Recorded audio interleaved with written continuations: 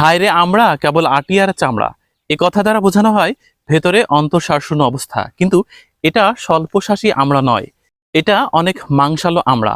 ছাদে রোপণ করার জন্য সবচেয়ে উপযুক্ত জাত হচ্ছে এটা, বারোমাসি আমড়া।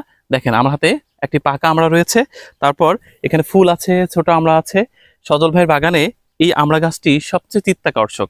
আপনি যদি ছাদে খুব শৌখিনভাবে দু একটা আমড়া গাছ রোপণ করতে চান, তাহলে অবশ্যই বলবো এরকম একটি আমড়ার জাত আপনাকে নির্বাচন করতে হবে। আমি যে গাছটার গোড়ায় দাঁড়ায় আছি এটা হচ্ছে থাইল্যান্ডের একটা ভ্যারাইটি। এটা হচ্ছে 12 মাসি আমড়া। এই যে এটা কিন্তু পাকা আমড়া। এই যে এখানে কিন্তু হচ্ছে মুকুল আছে, এটা ম্যাচুরড হওয়ার মতন আমড়া আছে।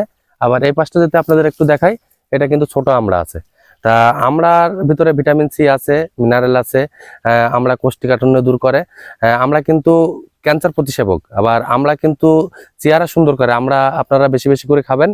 আমরা এটা কাঁচাও খাওয়া যাবে, পাকাও খাওয়া যাবে। আর আমড়ার আমাদের কাছে ভ্যারাইটি আছে, মোট হচ্ছে 5টা। একটা লাল আমড়া আছে, একটা বরিশালের বিলেতি আমড়া আছে, একটা ভিয়েতনামি আমড়া আছে। আর এটা হচ্ছে থাইল্যান্ডের ভ্যারাইটি। এটা হচ্ছে থাই আমড়া বলে পরিচিত।